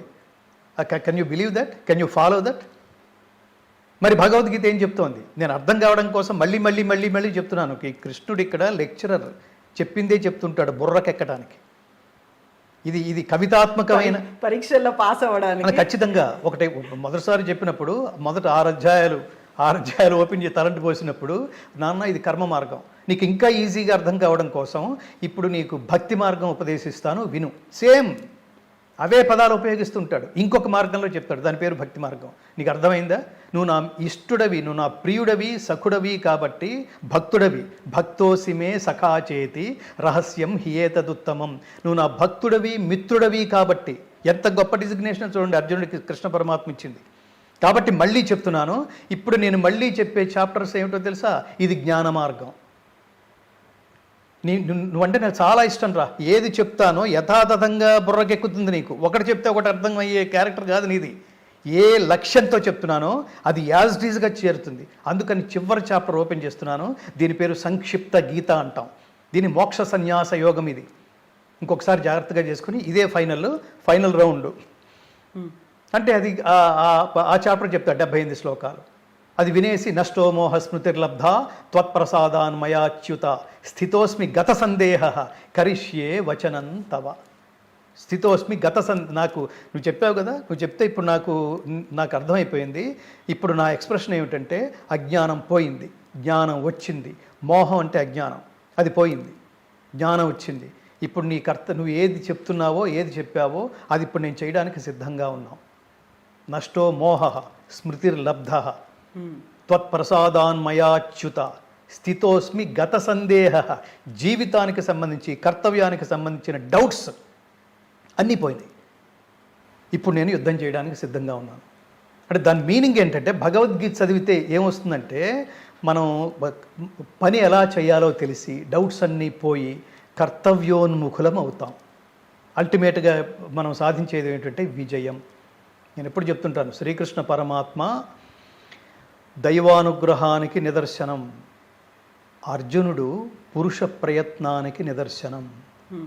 మళ్ళీ పురుష అంటే ఇక్కడ జెండర్ కాదు, పురుష జెండర్ కాదు, పురుషుడు అంటే మానవుడు అని అర్థం. పురుష ప్రయత్నానికి నిదర్శనం. సో ఈ ఇద్దరి కాంబినేషన్ ఏమిటంటే పురుష ప్రయత్నానికి దైవానుగ్రహం తోడైతే సర్వము విజయమే. కృష్ణుడు అర్జునుడికి భగవద్గీత ఉపదేశించగానే వైరాగ్యంలోకి పోయి డ్రెస్సు మార్చేసుకుని కాషాయాలు వేసుకుని అడవిలోకి వెళ్ళిపోలేదు. ఏమయ్యాడు? యుద్ధం చేశాడు. ఇది చాలా మందికి డౌట్. ఇదేదో వృద్ధాప్యంలో తెలవాల్సిన సబ్జెక్టు, సన్యాసులు కలిసిపోయే అడగబోతున్నా. ఇప్పుడు మనం మను బాకర్ గురించే మాట్లాడుకుంటున్నప్పుడు అమ్మాయి 22 ఏళ్ల అమ్మాయి, చాలా ఏ వయసులో భగవద్గీత మొదలు పెట్టాలి, ఎప్పుడు చదవాలి అనుకున్నప్పుడు అంత చిన్న ఏజ్ లో ఆమె చదవడం స్టార్ట్ చేసింది అంటే మామూలుగా ఉండేటువంటి డౌటే అది కదా. ఖచ్చితంగా నేను నా పని మీదే కాన్సన్ట్రేట్ చేస్తాను, రిజల్ట్తో నాకు సంబంధం లేదు అని భగవద్గీత ద్వారా ఆ అమ్మాయి తెలుసుకుని దాన్ని ఖచ్చితంగా ఆచరించిందని అర్థం. అమ్మాయి ఈ సందర్భంగా ఆ తల్లికి హ్యాట్స్ ఆఫ్. మను సంపూర్ణ ఏమంటారు దైవానుగ్రహ ప్రాప్తిరస్తు, ఆల్వేస్, నిరంతరం. సో భగవద్గీత ఆవిడ్ని రక్షించుగాక. ఇక్కడ ఏదో ఇంకొకటి చాలామందికి తెలుసుకోవాల్సింది, భగవద్గీత గురించి ఎవరన్నా మాట్లాడుతున్నారంటే మత ప్రచారం కోసం మాట్లాడరు. ఉదాహరణకి మీరు క్రిస్టియన్ అనుకోండి, నా భగవద్గీత విని మీరు హిందువుల్లో కలిసిపోయారు అనుకోండి, నాకు వచ్చేది ఏమిటిది? ఏమొస్తుంది నాకు? అసలు ఈ లెక్క ఈ దరిద్రాలు మిగతా మతాలకు ఉన్నాయి. అంటే ఎవరైతే కన్వర్షన్స్కి పాల్పడుతున్నారో వాళ్ళకున్నాయి. వాళ్ళ తల్లుల్ని మార్చడానికి ప్రయత్నిస్తున్నారు. నీచులని అర్థం. నేను ఉదాహరణ చెప్తుంటాను. నా తల్లి యావరేజ్గా ఉంటుంది. మా పక్కింట్లో ఐశ్వర్యరాయ్ ఉంటుంది. ఆవిడ చాలా అందంగా ఉంటుంది కాబట్టి నేను ఐశ్వర్యరాయ్ నా మదర్ అని అన్ను. నా తల్లి అందంతో నాకు సంబంధం లేదు. నా తల్లే జన్మనిచ్చింది, నా భార్య ఆ జన్మనంతా సుఖమయం చేసింది. ఇవి మన వాళ్ళు మాట్లాడేది. సో అట్లాంటి సిద్ధాంత గ్రంథమైన భగవద్గీతని ఈ సందర్భంగా ఆవిడ పూర్తి పేరు ఏమిటి? మను బాకర్. సో ఆ చిన్నపిల్ల వల్ల ఇంకొకసారి ఖచ్చితంగా ఇది అన్ని పేపర్లోనూ ప్రముఖంగా వచ్చింది. దేశమంతా, ప్రపంచమంతా మళ్ళీ ఒకసారి ఇందులో ఏముంది అని అనిపించుకునే ఏమంటారు, ఒకసారి ఆ పుస్తకం ఓపెన్ చేసే స్ఫూర్తిని ఈ సందర్భంగా ఇచ్చినందుకు, అది కూడా పబ్లిసిటీలోకి రావడం ద్వారా జనాలు ఇంకొకసారి భగవద్గీత పట్ల ఒక ఏమంటారు జనాలు జాగృతం చేసినందుకు ఆ తల్లికి కూడా కృతజ్ఞతలు. మీకు కూడా ఈ ఐ డ్రీమ్ ద్వారా కవిత గారికి కూడా చాలా కృతజ్ఞతలు. మంచిని మళ్ళీ చెప్పుకుందామండి. ఇప్పుడు ఇవాళ మన మానసిక స్థితి ఏమిటోగా ఉంది. మనకి చెప్తే మనకి బుర్రకెక్కలేదు. ఇంకొక చోట ఇంకొక సందర్భం ఏదో వచ్చింది, అప్పుడు చెప్పారు, బుర్రకెక్కలేదు. ఇంకొకటి ఏదో ఎప్పుడు చెప్తుంటారులే అని అనుకుని లైఫ్ అంతా వదిలేశాడు. చివరికి ఏదో జీవితం చివరి దశలో అసలు ఏముందో జీవితం అంతా ఈ పేరే ప్రతి చోట వినిపిస్తూనే ఉంది నాకు, ఒకసారి విందామని చదవటం మొదలెట్టాడు. అప్పుడు తీరుబడిగా ఉండటం వల్ల భలే చెప్పాడురా అనుకున్నాడు. కానీ ఆ సమయానికే వయసు అయిపోయింది. ఇప్పుడు దీన్ని భగవద్గీత పఠనా గ్రంథం కాదు, ఆచరణ గ్రంథం. It's not only reading text, it's a practicing text. ఇప్పుడు అది చదివి ఇన్స్పైర్ అయ్యాడు, కానీ లేచే ఓపిక లేదు. ఇంకెందుకు? మీకు ఈ మధ్యన నేను ఓ ప్రవచనానికి వెళ్ళినప్పుడు ఆ 2 గంటల ప్రవచనం అయిపోయిన తర్వాత భగవద్గీత పట్ల వాళ్ళ ఎక్స్పీరియన్సెస్ చెప్తూ ఒక ఆవిడ లేచి నిలబడి ఒక సంఘటన చెప్పింది. ఇది జాగ్రత్తగా వినండి. ఇది ఆవిడ స్నేహితురాలు, వయసు 60కి పైగా 60కి 70కి మధ్యలో ఉన్న ఆ వయస్కురాలు ఎప్పుడూ తన స్నేహితులతో తన కుటుంబానికి సంబంధించిన ఒక బాధ ఒకటి చెప్పుకుంటూ ఉంటుంది. ఆ బాధ ఏమిటంటే వీళ్ళ కొడుకు అమెరికాలో ఉన్నాడు. అమ్మ మాట్లాడాలనుకున్నప్పుడల్లా పక్కనే ఉన్న ఇంకో కొడుకో పక్కనే ఉన్న ఇంకో కూతురు ద్వారానో ఫోన్ చేయిస్తుంది. ఒరే అన్నయ్య, అమ్మ మాట్లాడతానంటోందిరా అని వాడు పాపం ఆర్ద్రంగా ఫోన్ చేస్తాడు. వాడేం రెస్పాండ్ అవుతాడు అక్కడ? ఇగో నేను చాలా పనుల్లో ఉంటాను, నన్ను డిస్టర్బ్ చేయొద్దు, అమ్మ చచ్చిపోయిన తర్వాత మాత్రమే నాకు ఫోన్ చేయండి, ఈ లోపల నన్ను ఫోన్ చేసి డిస్టర్బ్ చేయొద్దు అంటున్నట్ట వాడు. మీ దగ్గర నుంచి నాకు ఫోన్ వస్తే అమ్మ చచ్చిపోయిందని నేను అనుకోవాలి, ఆ వార్త నాకు చెప్పడం కోసమే ఫోన్ చేయి తప్ప don't disturb me at any time కానీ సీరియస్గా పెట్టేశాడు. ఈవిడ అసలు కలత చెంది స్పీకర్ ఫోన్ ఆన్ చేసి వినిపిస్తోంది పక్కన కూతురు. ఈ తల్లికి అంతకంటే గుండె బద్దలైపోవడం ఏంటది? నారాయణ రెడ్డి గారి జయంతులు జరుగుతున్న వారం ఇది. ఈరోజు నాకు నారాయణ రెడ్డి గారి జీవిత సాఫల్య పురస్కారం రవీంద్ర భారతిలో ఇవ్వబోతున్నారు. ఆయన ఆ మహాత్ముడి ప్రోత్సాహంతో నేను గాయకుడిగా ఎదిగాను. నారాయణ రెడ్డి గారి ప్రోత్సాహంతో నేను సంగీత దర్శకుడిగా మారాను. నారాయణ రెడ్డి గారి ప్రోత్సాహంతో, రికమెండేషన్తోనే నేను సినిమా నేపథ్య గాయకుడిగా మారాను. నారాయణ రెడ్డి గారి ప్రోత్సాహంతోనే ఆయనకి జ్ఞానపీఠ అవార్డు తెచ్చిపెట్టిన విశ్వంభరకి దూరదర్శన్లో 12 ఎపిసోడ్లు చేస్తే అల్లాని శ్రీధర్ అనే గొప్ప దర్శకుడి దర్శకత్వంలో రికార్డ్ చేస్తే దానికి సంగీత దర్శకుడిగా నియమించబడ్డాను. ఫైనల్గా ఎంత ఎదిగినా ఎంత నిరాడంబరంగా ఉంటాడంటాను కూడా నారాయణ రెడ్డి గారు. ఇవాళ ఇంత పని చేస్తే అంత పబ్లిసిటీ ఎక్స్పెక్ట్ చేస్తున్నారు చూడండి. నేను భగవద్గీతలోకి వస్తే ఈ భగవద్గీత గురువు గారు మీరే తాత్పర్యం రాయాలి అని ఆయన దగ్గరికి వెళ్తే నిరాడంబరంగా ఒక మాట అన్నాడు ఆయన. నేను సంస్కృతంలో అంత దిట్టని కాదు గంగాధర, నా నుంచి ఇది 4 గోడల మధ్యలో రాసేది కాదు, నా నుంచి అంటే ప్రపంచాన్ని మేలుకొలిపేంత పొటెన్షియాలిటీతో అంత శక్తివంతంగా దీని తాత్పర్యం నేను రాయలేను. పుల్లెల శ్రీరామచంద్రుడు అని ఒక మహాత్ముడు ఉన్నాడు సంస్కృతంలో. ఆయన ఈ దేశానికి దిక్సూచి లాంటివాడు. ఆయన దగ్గర శిష్యరికం చెయ్యి అని పంపించాడు. నా దగ్గరకు వస్తే నాకేం తెలియదు అని అంటే నా పరువు పోతుంది అనే ఫాల్స్ ప్రెస్టేజీ అసలు పాతకాలంలో వాళ్ళకు ఉండే చాలా ట్రాన్స్పరెంట్గా ఉండేవాళ్ళు. నాకు ఇది తెలుసు అంటే తెలుసు, ఇది తెలియదు అంటే ఎంత తెలియదు అంటే పరువు పోతున్నాను అనుకోరు వాళ్ళు. అలాంటి నారాయణ రెడ్డి గారు మన ఇందాక అది చెప్తున్నాం, అమెరికాలో ఉన్న అమ్మ మనస్సుని మొక్కలు చేసి గాయపరిచాడు చూడండి వాడు. ఇక్కడున్న అమ్మని అమెరికాలో ఉన్న కొడుకు, దాని మీద ఆ తల్లి ఔన్నత్యం గురించి నారాయణ రెడ్డి గారు చెప్తారు. అమ్మంటే ఎవరో తెలుసా, ఆ జన్మంటే ఏమో తెలుసా, నేల మీద ఉదయించిన దేవతరా అమ్మ, కన్నీళ్ళు చనుబాలు కలబోస్తే ఆ జన్మ, బిడ్డ కంట నీరొస్తే అమ్మ గుండె తెగుతుంది, బిడ్డ ఎగిరి గంతేస్తే అమ్మ ఎగిసిపోతుంది, అమ్మతనం తనకుందని అవని పొంగిపోతుంది, అమ్మను కాలేదే అని ఆకాశం కుములుతుంది. చివరికి ఈ స్టోరీ ఎండింగ్ ఏంటంటే, ఆవిడ బాధపడినప్పుడల్లా వీళ్ళ ఫ్రెండ్స్ చెప్తూ ఉండేవాళ్ళట, మీరు భగవద్గీత చదవండి, ఎందుకంటే అది మహామంత్రాల సమన్వయం, అది ఎంత కర్మని జాగ్రత్తగా ఆలోచించమని కర్మని ప్రతిపాదించినా అల్టిమేట్గా చెప్పిన వాడు మిగతా మత గ్రంథాలు రాసినట్టుగా మనుషులు రాసింది కాదు, అది సాక్షాత్తు దైవవాణి.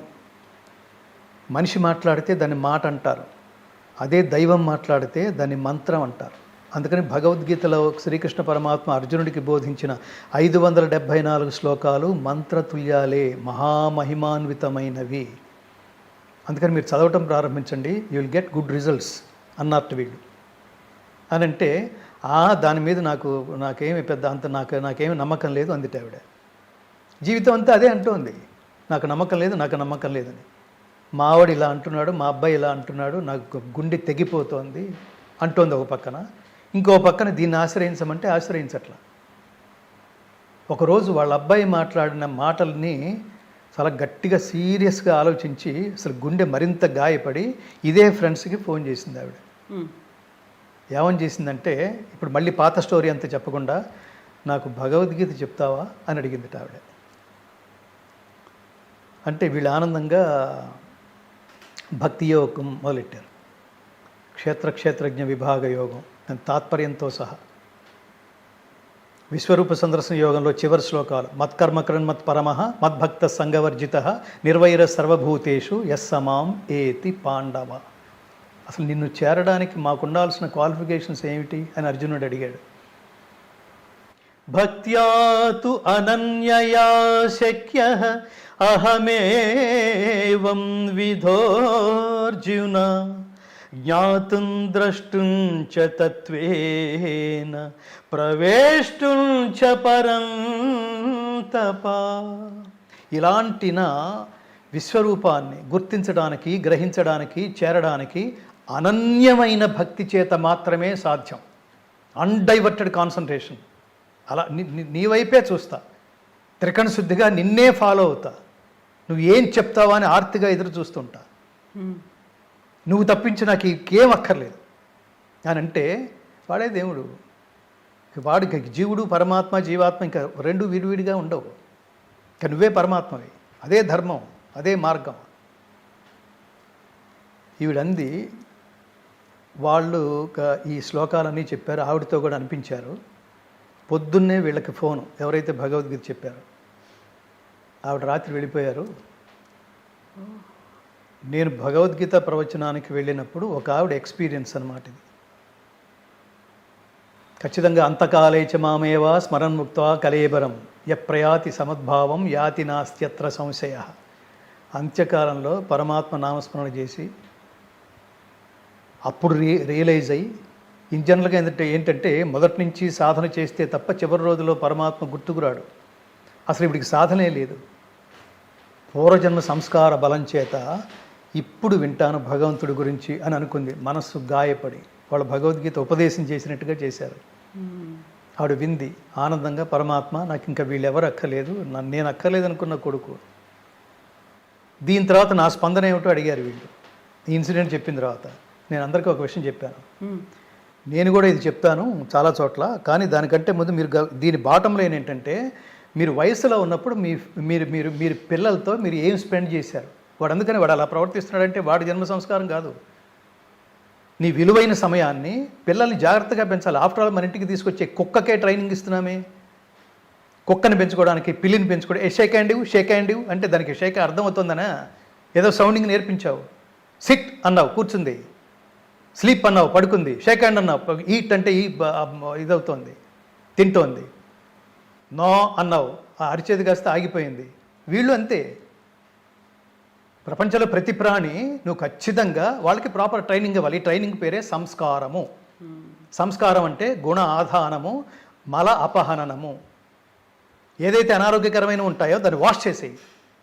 ఏదైతే ఆరోగ్యకర సమాజంలోకి వెళ్ళినప్పుడు ఏదైతే నిన్ను ఆరోగ్యకరంగా ఫాలో అవుతారో అవి నేర్చుకో. దీని పేరే సంస్కారం. తల్లి ఎప్పుడు పిల్లలకి, ఈవిడే నాస్తికురాలు కదా, డిసిప్లైన్ నేర్పలేదు పిల్లలకి. తల్లిదండ్రుల తనువు వల్లరి ద్వయికి వన్నీయబెట్టు 9 నెలల పంట అంటాడు గుర్రం జాషువా మహాకవి. తల్లిదండ్రులు కలిసి చేసే ప్రేమ వ్యవసాయానికి పుట్టిన 100 సంవత్సరాల పంట మన బిడ్డలు. ఎంత కాన్సన్ట్రేట్ చేయాలి? అమ్మో వాళ్ళని పెరగనివ్వాలి. వాళ్ళని మధ్యన కొత్త టాపిక్లు మొదలైనవి చూడు. వాళ్ళని ఏదో రిస్ట్రిక్ట్ చేయకూడదు, వాళ్ళని పెరగనివ్వాలి. పెరగనివ్వండి, ఎవడొద్దన్నాడు? అంటే ఏది పడితే అది రిస్ట్రిక్ట్ చేసేయటమా? దీంతోపాటు కొంతమంది దరిద్రులు ఏది పడితే అది మాట్లాడడం, ఇంటర్వ్యూలు చేసేయటం, వీడియోలు చేసేయటం. దాని ప్రభావం మనలాంటి వాళ్ళ మీద ఉండకపోవచ్చు, కానీ మానసిక దుర్బలు ఉంటారే, ఖచ్చితంగా అంతటి వాడు ఆ మార్గంలోకి వెళ్ళగా లేనిది నేను వెళితే తప్పేమిటని ఒకడు అనుకుని నీ మార్గంలోనే నడిచి సర్వనాశనం అయిపోయాడు అనుకోండి. ఎవరిదా పాపం? కృష్ణ పరమాత్మ అంటాడు గీతలో, నేను పొందదగింది కానీ పొందవలసింది కానీ పొందనిది కానీ ఈ ప్రపంచంలో ఏదీ లేదు. అయినా సరే నేను కర్మ చేస్తూనే ఉన్నా. ఎలాంటి కర్మ? ధర్మబద్ధమైన కర్మ, ఆదర్శవంతమైన కర్మ నేను చేస్తూనే ఉన్నాను. ఎందుకంటే నేనే చేయకపోతే నా ఫాలోయర్స్ ఉంటారే సర్వనాశనం అయిపోతారు. వాడే చేయనప్పుడు నేను ఎందుకు చేయాలి? చక్రం మొత్తం, సంసార ప్రవృత్తి, ఈ లోకం మొత్తం సర్వనాశనం అయిపోతుంది నా మార్గంలో నడిచి. అందుకని నేను ఎప్పుడూ సత్కర్మలు చేస్తూనే ఉంటా ప్రపంచాన్ని ప్రభావితం చేయడానికి. నేను అందుకని ఇంటర్వ్యూలకు వచ్చే యాంకర్స్ కూడా నేను ఈ ప్రయోక్తలు, మిమ్మల్ని ఏమన్నా ప్రయోక్తలు, ఇంటర్వ్యూవర్స్ మిమ్మల్ని రిక్వెస్ట్ చేస్తూ ఉంటా. సమాజానికి అనారోగ్యకరమైన సమాజం ఎక్కడో లేదండి. మనకు ఇంట్లో ఉంటే దాని పేరు కుటుంబం. ఇదే కుటుంబం రోడ్డు మీదకి వస్తే అదే సమాజం. మీరు ఇండివిజువల్గా లేరు కదా, మీరు ఇక్కడ కూర్చుంది ఇండివిజువల్గా కూర్చున్నారు, మీకు పిల్లలు లేరు. చాలా అంటే అదృష్టవశాత్తు బంగారు తల్లి కవితమ్మ ఇక్కడ కూర్చుంది కాబట్టి నేను చాలా ఆనందంగా మాట్లాడగలుగుతున్నా. ఎందుకంటే మీ ఇంటర్వ్యూస్, మీరు ఎవరెవరిని ఇంటర్వ్యూ చేస్తుంటారో, మేము ఇన్ జనరల్గా ఇప్పుడు చెత్తా చెదరం వాళ్ళని ఇంటర్వ్యూలు చేస్తుంటారు చూడండి. వాళ్ళు చూస్తే మనకి ఆ భాష ఏమిటి, ఆ డ్రెస్సులు ఏంటి అంటే, ఒకసారి దిగితే, ఒకసారి దిగటం కూడా కదా, దిగజారితే ఒక ఆపర్చునిటీస్ వస్తాయి అంటే స్త్రీ వాళ్ళు దిగజారడానికి కూడా, అనేక రూపాయలు దిగజారడానికి కూడా వెనుకంజవైనంత ఇన్స్పిరేషన్స్ ఈ వీడియోల్లో కనిపిస్తున్నాయంటే, ఆ పర్సంటేజ్ రోజు రోజుకి పెరుగుతోందంటే మళ్ళీ తిరిగి ఉపదేశాలు చెప్తారా? ఇష్టం వచ్చినట్టు ప్రవర్తించటం. ఈ ప్రవర్తన ఇంపాక్ట్ దేనికి డ్రెస్ వేశారు, ఎందుకు ఇలా మాట్లాడుతున్నారు అంటే వాళ్ళని ఆకర్షించడానికే అంటోంది ఒక అమ్మాయి. సమాజాన్ని, మగవాళ్ళని ఆకర్షించడానికే ఈ డ్రెస్సు బాగుండేదా, ఎలా ఉన్నావు అంటే ఈ లుక్ సో డాష్ డాష్ అంటే ఇప్పుడు చాలా ఆనందించేస్తోంది. అలా అనిపించిన వాడు నెక్స్ట్ లెవెల్ రియాక్షన్ ఏంటంటే వాడు మానసిక దుర్బలుడు. ప్రకృతి అదే చెప్తోంది, అందరూ సమానం కాదు. పురుషులు ఫిజికల్లీ స్ట్రాంగ్, మెంటల్లీ వీక్. స్త్రీ ఫిజికల్లీ వీక్, మెంటల్లీ స్ట్రాంగ్. చూడండి, ఇద్దరు సమానం కాదు. సో ఆ మెంటల్లీ వీక్గా ఉన్నవాడిని ఏమిటి టికిల్ చేసి చివరికి వాడు మృగంలాగా తయారు చేసి సమాజం అంతా ఇలా తయారు చేస్తోంది అనుకోండి. ఇది పెట్టినప్పుడల్లా, ఓపెన్ చేసినప్పుడల్లా 99 మంది కంట్రోల్ చేసుకుని ఉండొచ్చు, 99 మంది స్ట్రాంగ్గానే ఉండొచ్చు, ఎవడో ఒకడు ఉంటాడు పాపం. ఇప్పుడు దానికి రీజన్ ఎవరో చెప్పండి? వాడు అలా తయారవడానికి. వాడికి మళ్ళీ తిరిగి భగవద్గీత ఉపదేశం చేయకండి, టికిల్ గోకింది నువ్వే. సో అందుకని ఎలా ప్రవర్తించడం, ఇది ఎక్కడ దాకా, నేను మధ్యన ఎక్కడో మాట్లాడుతున్నప్పుడు మీరు చాలా చాలా స్పష్టంగా చెప్పారు శాస్త్రి గారు. ఇది మన దాకా వస్తే తప్ప దాని ఇంటెన్సిటీ తెలియదు ఆడవాళ్ళకి అని ఒక మాట అంది ఒక ఆవిడ. ఇప్పుడు ఈ బాధపడుతున్న వాళ్ళు ఎవరైతే ఉన్నారో, బాధ పెడుతున్న వాళ్ళు ఎవరైతే ఉన్నారో, ఆ బాధ పెట్టడం, ఆ బాధపడడం అనేది మన ఇంట్లో కూడా వచ్చేసింది అనుకోండి, అప్పుడు కానీ నీకు పెయిన్ తెలియదు. అన్నీ వదిలేసిన వాళ్ళ మాటలు చాలా ప్రభావితం చేసేట్టుగా ఉంటాయి. వాళ్ళే కనిపిస్తున్నారు, అదే ఈజీగా ఉంటుంది, అదే ఆకర్షణీయంగా ఉంటుంది. సో అట్లా అది నేను చాలా బిత్తరపోయిన అదేమంటారు ఇన్సిడెంట్. కాబట్టి తల్లిదండ్రులారా, please spend your valuable time with your valuable kids, most valuable kids. నువ్వు చిన్నప్పుడు ఏం చెప్పావో అదే వింటూ పెరుగుతాడు. వినగా ఆచరించడానికి ప్రయత్నిస్తాడు. ఆచరించి తనే అదే అయిపోతాడు. వాడి లెవెల్లో వాడిని ఉంచేసి వాడు రూమ్లోకి వెళ్తున్నాడు, ఏం చేస్తున్నాడో తెలియదు, దేని మీద కాన్సన్ట్రేట్ చేస్తున్నాడో తెలియదు. ఒకప్పుడు ఇల్లు అలా లేవు కదా, పెద్దవాడు ఏం చేస్తున్నావురా అంటే వాడు అక్కడ కనిపిస్తూ ఉంటాడు. ఇప్పుడు వాడిని పలకరించాలంటే వాడు రూమ్ దగ్గరికి వెళ్ళి వాడు తలుపు కొట్టి మే కమిన్, ఏమిటది? వాడు మెంటల్గా ఎంత స్ట్రెస్గా ఉన్నాడు. అందరూ చెడిపోతున్నారంట లేదు, వాడు ఎంత స్ట్రెస్ అనుభవిస్తున్నాడో ఆ రూమ్లో కూర్చుని. ఇప్పుడు ఉద్యోగాలు మామూలుగా మన రోజుల్లో చదువు, వ్యాపారం, చదువుకుంటే పెద్ద ఉద్యోగం సంపాదించవచ్చు, పెద్ద ఉద్యోగం సంపాదిస్తే బోల్డంత డబ్బు సంపాదించవచ్చు, ఇలా సంపాదించిన దాన్ని మన సుఖం కోసమే, మన ఆనందం కోసమే ఖర్చు పెట్టచ్చు అనే ఇప్పటి జనరేషన్ ఉందే. అప్పుడు లేదండి అది. మా రోజుల్లో అని, మా నాన్నగారు మా తాతగారి రోజుల్లో చదువు వ్యాపారం కాదు, చదువు సంపాదన కాదు, చదువు జ్ఞానం కోసం. ఆ జ్ఞానం అంటే ఏమిటంటే ఇదే భగవద్గీత. నువ్వు చదువుకున్న దాన్ని తిరిగి సమాజహితం కోసం లోక సంగ్రహమే వాపి సంపశ్యన్ కర్తుమర్హసి. దేనికోసం ఖర్చు పెట్టాలి? లోకం కోసం. అది లేదనుకో, అది ఎలా ఉంటుందంటే ఇది లేదు, ఏమీ లేదు, డబ్బు సంపాదనే అని అనుకునే సబ్జెక్టులో చిన్నప్పటి నుంచి నువ్వు దేన్ని నమ్మకుండా అల్టిమేట్గా భగవద్గీత ఏంటంటే మానవీయ గ్రంథం, నైతిక విలువల ఉద్ధరణకి భగవద్గీత కంటే మించిన గ్రంథం ఇంకొకటి లేదు కవిత గారు. చదివితే ఏమొస్తుందంటే నైతిక విలువలు, మనమే శాశ్వతం కాదు. సో దేవుడు మనకిచ్చిన శక్తుల్ని తిరిగి నేను లోక శ్రేయస్సు కోసం ఖర్చు పెడతాను. అయితే గంగాధర శాస్త్రి గారు, ఇక్కడ నాకు ఒక చిన్న సందేహం వస్తుంది. భగవద్గీత సార్వజనీన గ్రంథం అని అనుకున్నప్పుడు భగవద్గీత సారాన్ని పంచడానికి మీలాంటి వారు ప్రపంచవ్యాప్తంగా సందేశాలు ఇస్తూ, ప్రవచనాలు ఇస్తూ తిరుగుతున్నప్పుడు మీరంటూ భగవద్గీత ఫౌండేషన్ కోసం బ్రాండ్ అంబాసిడర్లను ఎవరినన్నా పెట్టుకున్నారా? మేము బ్రాండ్ అంబాసిడర్ అనేది పర్టికులర్ అది వ్యాపార సంస్థలకి, ధార్మిక సంస్థలకి బ్రాండ్ అంబాసిడర్స్ ఉండరు.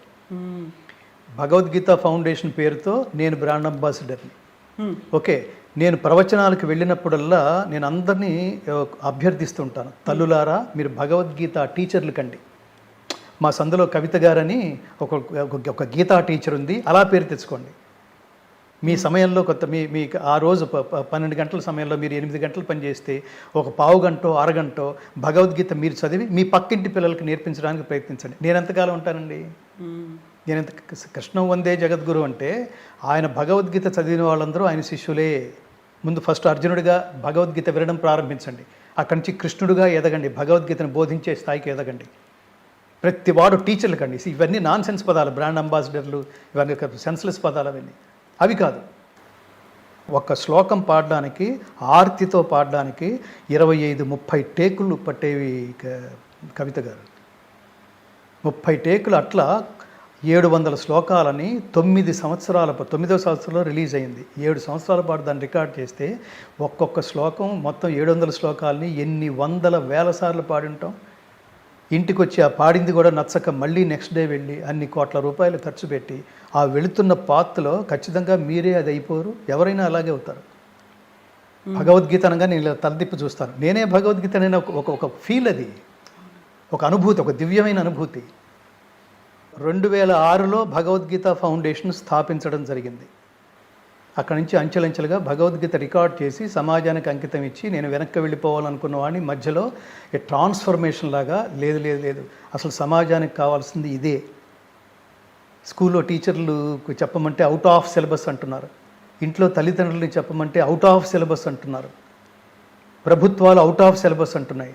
సెక్యులర్ పేరుతో మన ధర్మాన్ని సర్వనాశనం చేసుకొని మిగతా వాళ్ళని రకరకాల ట్యాక్స్ ఇచ్చి మిగతా వాళ్ళని ప్రోత్సహించడం కోసం ఇంకా దారుణమైన మాట ఏమిటంటే, మీరు ఏ స్కూల్ కన్నా వెళ్ళి భగవద్గీత చెప్పాలనుకుంటే లేదండి కమ్మో మీరు ఇక్కడ ఇది సెక్యులర్ అండి, మన సెక్యులర్ కంట్రీ. ఆ బొట్టు పెట్టుకున్నవాడు మాట్లాడతాడు మనది సెక్యులర్ కంట్రీ, అందుకని ఇక్కడ భగవద్గీత చెప్తే మిగతా మతాల వాళ్ళు హర్ట్ అవుతారు అని అనడం విన్నా నేను. ఎంత దారుణమైన స్థితిలో ఉంది ఈ దేశం. కాబట్టి అసలు మనం వీలైనన్ని ప్రదేశాలకు వెళ్ళి భగవద్గీత ఆంతర్యం ఏమిటో, this is not a retirement subject, this is not a దాని ఏమంటారు ఓన్లీ ఫిలసాఫికల్ సబ్జెక్ట్. మృత్యువు దగ్గరికి వెళ్ళిపోయేవాళ్ళు, పరమాత్మను సమీపించేవాళ్ళు మాత్రమే ముట్టుకునే సబ్జెక్ట్ కాదు. ప్రతి ఒక్కడూ బాల్య దశ నుంచి నేర్చుకోవలసిన ఉత్తమ జీవన విధాన గ్రంథం. తర్వాత జీవితం ఎంత అద్భుతంగా, ఆనందంగా, ఆదర్శవంతంగా, స్ఫూర్తిదాయకంగా గడపాలో నేర్పే ప్రపంచంలో ఏకైక గ్రంథం భగవద్గీత. మొదటి 9 years 2006 నుంచి 2015 వరకు ఆ వెళుతున్న మార్గంలో లేదు ఇంకా మనమే గీతా టీచర్ అవ్వాలి. అవ్వడానికి మనకున్న క్వాలిఫికేషన్ ఏమిటి? ఇప్పుడు చదివితే అర్థమైపోతుందా? కృష్ణ పరమాత్మ అంతటి ఫ్రీక్వెన్సీ ఉన్నవాడు, అంతటి ఫ్రీక్వెన్సీ ఉన్నవాడితో మాట్లాడాడు. మనకెట్లా అర్థమవుతుంది? ధర్మం అంటే ఏమిటో తెలియదు మనకి, కర్మ అంటే ఏమిటో తెలియదు. కర్మ అంటే జస్ట్ పని అనుకుంటున్నాం, కాదు. మీరు కర్మయోగంలో చెప్తాడు, వేదోక్తమైన కర్మలు మాత్రమే కర్మలని చెప్పబడుచున్నవి. కర్మ అంటే ప్రతివాడు చేస్తాడు, కుక్కలు, నక్కలు, పందులు, మనుషులు అందరూ చేసేది కర్మే. కానీ ఏ కర్మ చేయటం వల్ల, ఏ మార్గంలో వెళ్ళటం వల్ల పరమాత్మ అనుగ్రహం పొందుతావో అది చేస్తే మాత్రమే దాని పేరు కర్మయోగం అంటాం. యోగం అంటే కలయిక. పరమాత్మతో నీ కలయిక కోసం ఏదైతే యోగం చేస్తున్నావో, ఏదైతే పని చేస్తున్నావో అది కర్మ. నీకోసం పడేట్టుగా చేసేది కర్మ కాదు. అబద్ధాలు చెప్పి సంపాదించేసేవాళ్ళు, మోసాలు చేసి సంపాదించేసేవాళ్ళు, చిత్తశుద్ధితో పనిచేయని వాళ్ళు, ప్రతి పొలిటీషియన్స్ కూడా విని తీరాల్సిందే ఈ ప్రీచర్స్ అన్నీ. నేనేమంటానంటే నైతిక విలువల ప్రబోధానికి నీకు ఉండవలసిన బేసిక్ పునాది ఖచ్చితంగా భగవద్గీతే. దాన్ని మత గ్రంథంగా చూడకండి ప్లీజ్. మత గ్రంథంగా చూశారో చాలా వాల్యుబుల్ థింగ్స్ పోతాయి. సంభావితస్య చాకీర్తి మరణాత్ అతిరిచ్యతే. నువ్వు మరణం తర్వాత కూడా ప్రజలు నిన్ను గుర్తుపెట్టుకునేట్టుగా గొప్ప పనులు చేయి.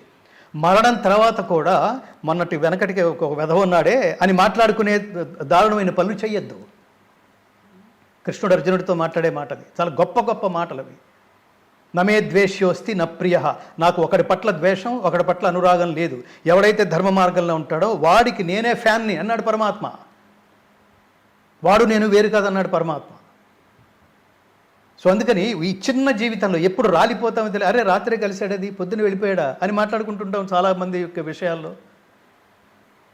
సో అట్లా ఆ గాలి బుడగ జీవితం, ఓటి పడవ యవ్వనం అంటారు చూడండి ఘంటసాల గారు. గాలి బుడగ జీవితం, ఓటి పడవ యవ్వనం, నిన్న మరలి రాదు రాదు రాదు, నేడే సుఖం నేడే. ప్రపంచం అలా ఉందన్నమాట. రేపు లేదు, నిన్నటి దాంతో మనకు సంబంధం లేదు, ఎంజాయ్. ఏంటిది?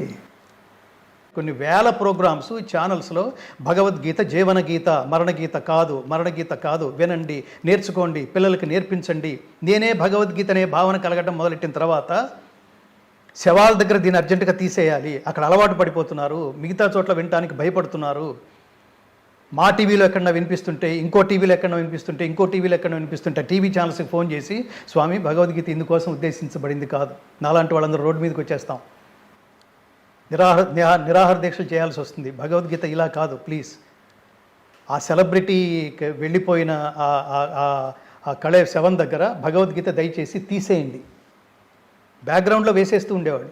కానీ నా మీద గౌరవంతో ఛానల్స్ అన్నీ తీసేసినాయి. పోనీ ఏం వేయమంటారు? ఏమి వేయొద్దు, అదేమి రూల్ ఏముంది? ఒకవేళ సినిమా యాక్టర్ పోయాడు, వెయ్యి తెలుసుకుంటే అతను ఏమైనా భక్తి సినిమాలు ఏమైనా చేస్తే అవి వేయండి, లేదా ఒక ఇన్స్ట్రుమెంటల్ మ్యూజిక్ వేయండి. ఇట్లా ఎన్నో అసలు శ్మశానాల్లో తీయించేసి, శవయాత్ర వాహనాల్లో తీయించేసి, జనాల్లో ఏవైనా మీరు కొట్లాడద్దు, వాళ్ళకి చెప్పండి, వాళ్ళకి ఎడ్యుకేటివ్గా చెప్పండి. నాలాంటి వాళ్ళని లక్షల మందిని తయారు చేసే ప్రయత్నంలో ఉన్నాను. భగవద్గీతకి ప్రతివాడు బ్రాండ్ అంబాసిడరే. ప్రతివాడు గీత ఏమంటారు, మేము ప్రతి సంవత్సరం 2 అవార్డ్స్ ఇస్తుంటాం గీతా జయంతి సందర్భంగా. భగవద్గీతని బోధించడమే జీవితం లక్ష్యంగా సిన్సియర్గా లక్ష్యంగా పెట్టుకున్న వాళ్ళు అట్లాంటి టీచర్లు తీసుకుని గీతాచార్య బిరుదుతోనూ ఫైనాన్షియల్గా వాళ్ళకి నగదు బహుమతితో పాటు, అలాగే సిన్సియర్గా నేర్చుకునే పిల్లలకి పార్థ అవార్డుతోనూ సత్కరిస్తూ ఉంటాం. సో అందుకని మేము ఆ మార్గంలో భగవద్గీత ద్వారా మాకు ధనం చాలా అవసరం. అంటే ఫ్యూచర్లో మేము చాలా చాలా చాలా లక్ష్యాలు పెట్టుకున్నాం. వీలైనన్ని ప్రపంచ భాషల్లోకి దీన్ని ట్రాన్స్లేట్ చేయడంతో పాటు ఇది చిన్న ప్రాజెక్టు కాదు, దీన్ని ఇమిటేట్ చేసే అవకాశం కూడా లేదు కవిత గారు. అలా చేసాం. 150 మంది టెక్నీషియన్స్, స్కాలర్స్, 100 మంది సంగీత కళాకారులు. మీరు అది వింటే, మీరు ఒక హై ఫ్రీక్వెన్సీ స్పీకర్స్లో వింటే అర్థమవుతుంది. ఎప్పుడు నచ్చకపోయినా ఇంటికి వెళ్ళి అది చిచ్చి చండాలంగా ఉంది, ఒక క్రికెటర్ బాల్ మిస్ అయితే తొడ బాధేసుకుంటాడు చూడండి, బ్యాట్ నేలకేసి కొడతాడు చూడండి, అలా ఇంటికి వెళ్ళి చిచి ఇంత ఇంత ఇంత ఇంత ఆర్తిగా పాడాల్సింది ఇంత అప్పచెప్పేశానేంటి, ఎందుకురా నువ్వు యూజ్లెస్ ఫెలో, అలా తిట్టుకునేవాడిని. నెక్స్ట్ డే వచ్చేవాడిని, మళ్ళీ డబ్బు ఖర్చు పెట్టి, డబ్బు పోతుంది అనుకునేవాళ్ళు కాదు, డబ్బు ఎంత వస్తుంది కాదు, అది మనకి పరమాత్మ ఇచ్చిన శక్తులన్నీ లోకం కోసం ఖర్చు పెట్టేయాలి. ప్రతి ఇంటింటికి మేము చెప్తుంటాం, గీత నేర్చుకుందాం, రాత మార్చుకుందాం, ఇంటింటా గీతా జ్యోతుల్ని వెలిగిద్దాం, భారతీయ ఆత్మ జ్యోతులై ప్రకాశిద్దామని. వేదవ్యాస మహర్షి, వేదవ్యాస భగవానుడు ఏం చెప్పాడో అది ప్రపంచానికి ఒక్కొక్కసారి చెప్తాను. యతో ధర్మస్తతో కృష్ణ, యతో కృష్ణస్తతో ధర్మ, యతో ధర్మస్తతో జయ. ధర్మ మార్గంలో ఉన్న ప్రతి వాడికి విజయం చేకూరుగాక, పరమాత్మ అనుగ్రహం చేకూరుగాక. అది అధర్మం నేను డిసైడ్ చేయలేను. వాడు ధర్మంలో, ఎవడైనా ధర్మంలో పెడుతున్నాడో అధర్మంలో పెడుతున్నాడు. They have to checkup with themselves. నువ్వు చెక్ చేసుకో, నువ్వు నటిస్తున్నావా, అది ప్రపంచానికి తెలుస్తుంది. నేను చెప్తున్నా, ఉత్తర కాలం అంటున్నాం, తర్వాత కాలంలో యూ కెనాట్ సర్వైవ్ దేవుడితో పెట్టుకుంటే. అందుకని మంచి చేయండి, దైవం గుర్తిస్తాడు. చెడు చేయకండి, పాడైపోతారు. సంశయాత్మ వినశ్యతి వినశ్యతి వినశ్యతి అని పరమాత్మ చాలాసార్లు చెప్తాడు. నయోక్ష్యసి వినంక్ష్యసి చివరి అధ్యాయంలో. అందుకని భగవద్గీత నిరంతరం సాధన చేస్తుండండి, మనకి వేరే థాట్స్ ఉంటావు.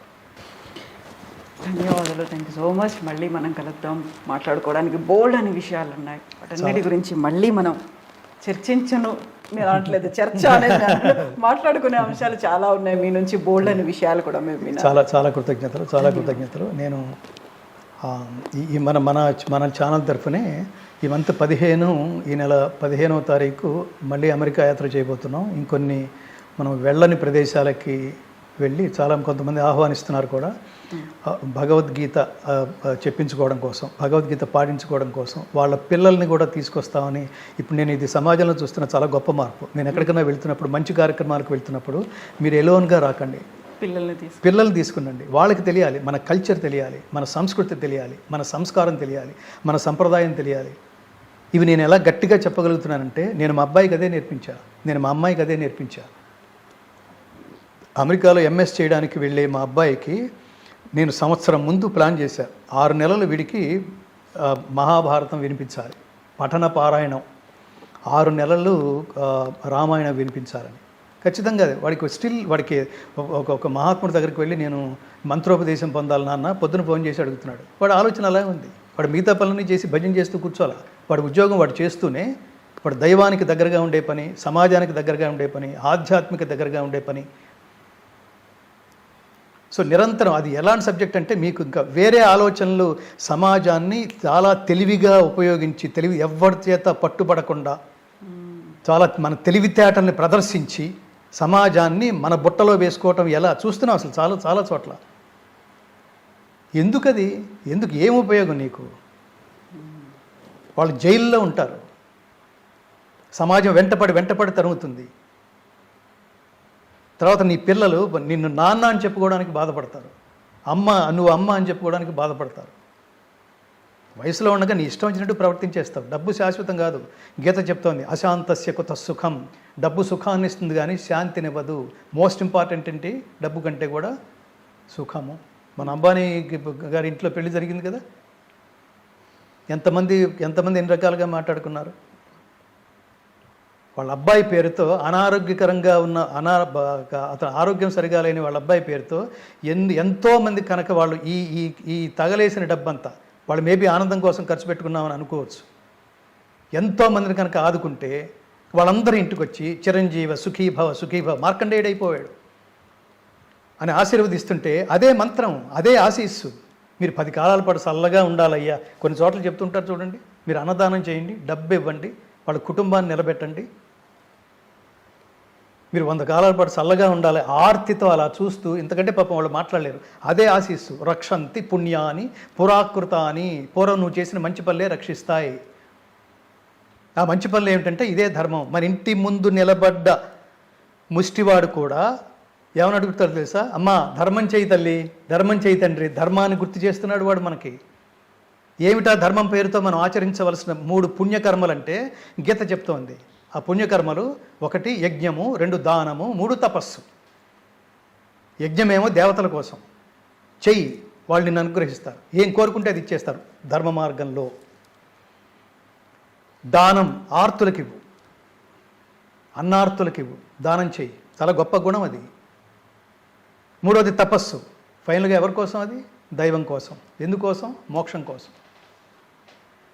అసలు ఎంత చెక్కుతుందో. చక్కనిది నారాయణ రెడ్డి గారు అంటారు, చక్కనిదే ఉలి కడుపున శిల్పం ఎలా పుడుతుంది, కరగనిదే కొవ్వొత్తికి కాంతి ఎలా పుడుతుంది. నిన్ను నువ్వు చెక్కుకో. రాగా పుట్టాం మనం, ఏమీ తెలియకుండా అజ్ఞానంతో. ఇంతటి విలువైన శరీరాన్ని, ఇంతటి విలువైన ఆలోచనాత్మకమైన ప్రయాణాన్ని ఎలా ఎలా ఎలా నడిపిస్తే, ఈ వాహనాన్ని ఎలా ఏ ఇంధనం పోసి నడిపిస్తే అది సమాజానికి మార్గదర్శకం అవుతుంది భగవద్గీత. అందుకని ఇంతటి మా భగవద్గీత ఫౌండేషన్కి ఫౌండర్ ఆనరీ అడ్వైజర్ మీ ఐ డ్రీమ్ చైర్మన్ వాసుదేవరెడ్డి గారు. ఆయన నాకు చాలా గొప్ప మిత్రుడు. ఈ సందర్భం ఏదైనా 4 మంచి మాటలు గీత వాక్యాలని ప్రపంచానికి చెప్పే ప్రయత్నం చేసిన మీకు కవిత గారు, మీ సంస్కారానికి చాలా కృతజ్ఞతలు. జై శ్రీకృష్ణ. సర్వే జనా సుఖినో భవంతు.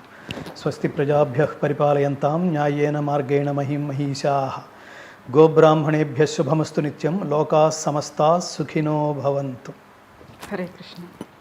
జై శ్రీకృష్ణ.